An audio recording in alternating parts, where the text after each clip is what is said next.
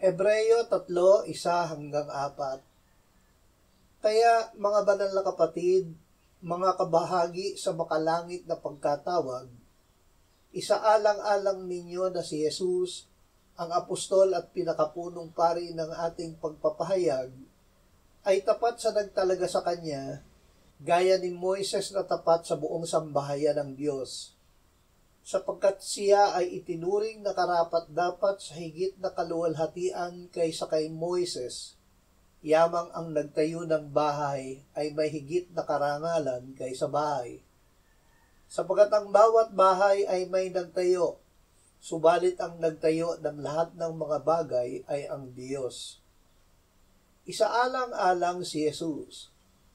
Dahil si Moises ay tapat na sumunod sa Diyos, maraming kabanghamanghang ginawa ang Diyos sa pamamagitan niya, hanggang sa maitayo niya ang bahay ng Diyos sa ilang.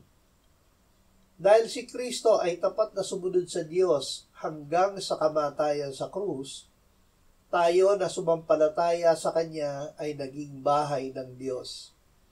Ang pananampalataya ay panatilihin nating matibay sa ating puso at laging ipahayag ng ating bibig.